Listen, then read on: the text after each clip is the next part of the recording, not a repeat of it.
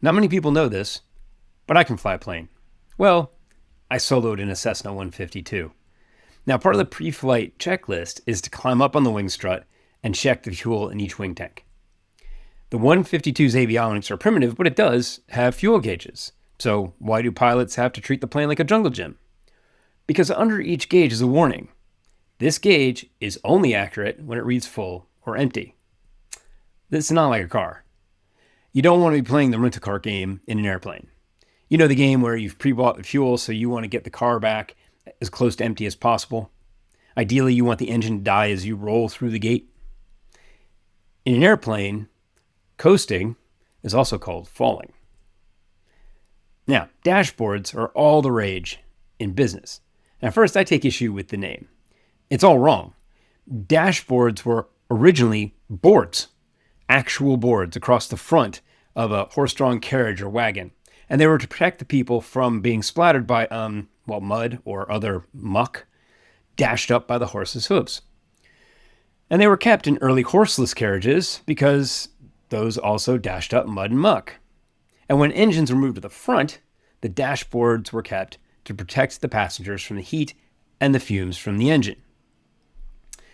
They became really good places to put gauges and a cubby to store your driving gloves. Now they're an excellent place to store an airbag. But as a driver, you care a lot more about the instrument cluster than you do about the glove box. It is the instruments that are important. Business dashboards are really the instrument cluster. They do not make decisions. You need people for this. Think of the bridge of the Starship Enterprise. There are lights and screens and dials and instruments and a talking computer all spitting out a ton of data about the ship and its surroundings. And it takes Mr. Spock's reliance on logic and reason to interpret all this data and distill it into a highly accurate and very brief 2-sentence description of the situation. Always with the caveat, there is not enough data to make a perfectly accurate assessment. Then the captain, James T. Kirk, he makes a bold decision based on calculated risk, only to be accused of being mad by the emotionally driven, risk-averse ship's Dr. Bones. Sure, the talking computer could probably get them out of whatever scrape they're in, but where is the fun in that?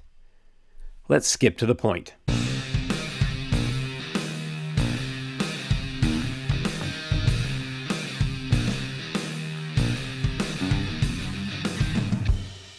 As we discussed in the MPS episode, when executives have data that is simple to explain, they feel like they are in control.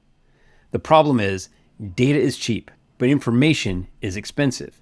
If you cannot use the data you have to make a decision, then all you are is data rich and information poor. It is that false sense of control that is leading businesses to build dashboards faster than they are growing their decision-making capabilities. Making data-driven decisions takes practice. It is a skill. Increasing the volume of data doesn't always increase clarity. With each additional metric you add, you double the risk that the data will not agree. And the natural reaction when data paints a conflicting picture is to ask for more data.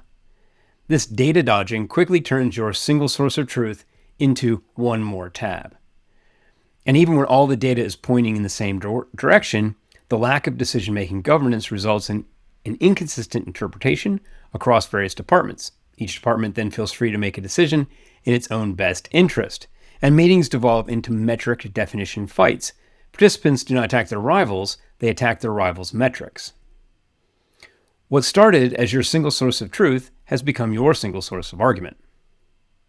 Now, without the ability to make decisions, dashboards add visibility without velocity. In other words, think of a dashboard as a mirror and the haircut as a decision. Luckily, some decisions get made for you. Okay, so let's go back to the car. Your right foot is solely responsible for the speed of the car. Push on the gas pedal, the car speeds up. Take your foot off the gas, the car slows down. Push on the brake to make the car stop. There's a strong correlation and a strong causation between your right foot and the speed of the car. The number on the speedometer changes, and you know why. In a dashboard, a number moving without knowing why is just a so what? In the MPS episode, we also talked about Siegel's law. A person with one watch always knows what time it is. A person with two is never sure. Here, I would like to propose Skip's corollary for cars.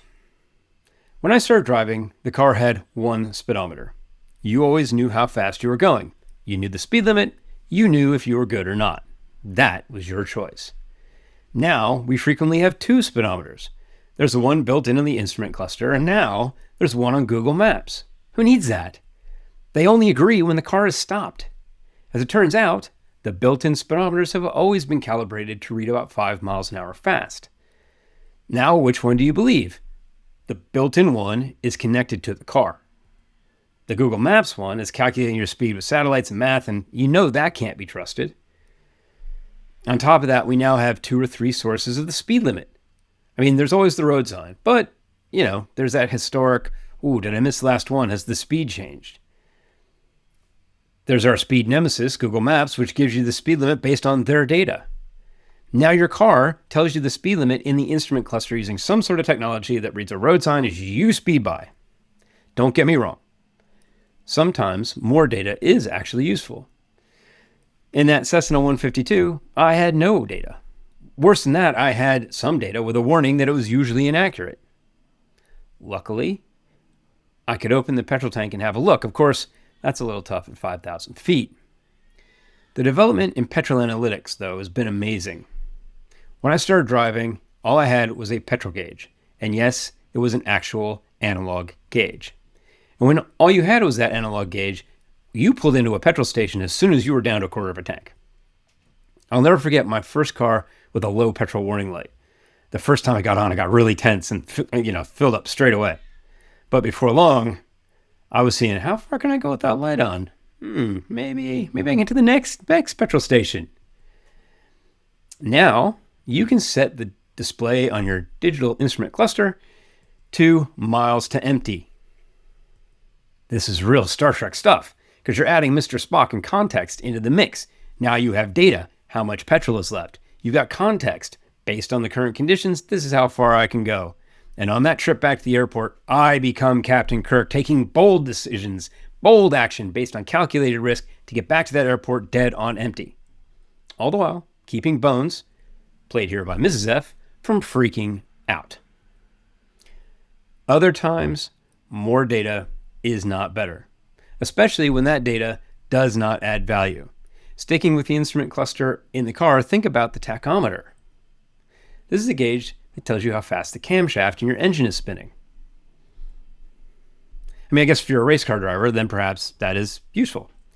In your typical manual shift road car, I can imagine this would be useful perhaps if you were hearing impaired. But for the rest of us, it's really just theater. And on an automatic, it's the automotive version of mime.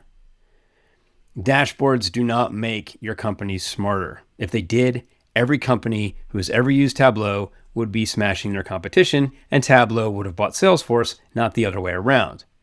Decision-making is a skill, and knowing how much information you need to make effective decisions takes experience. Too much information is sometimes worse than not enough. Dashboards should also not be confused with strategy. It is a weather report. It can tell you if it is raining. But whether you grab the umbrella is up to you. So I'd love to hear your worst dashboard story. Feel free to DM me or like and leave a comment below. Encouragement, advice, and topic ideas are always welcome. And if you like this episode, follow and share. Join me next time when I'll cut through more B2B buzzword BS. Until then, stay safe, make good choices, and keep skipping to the point.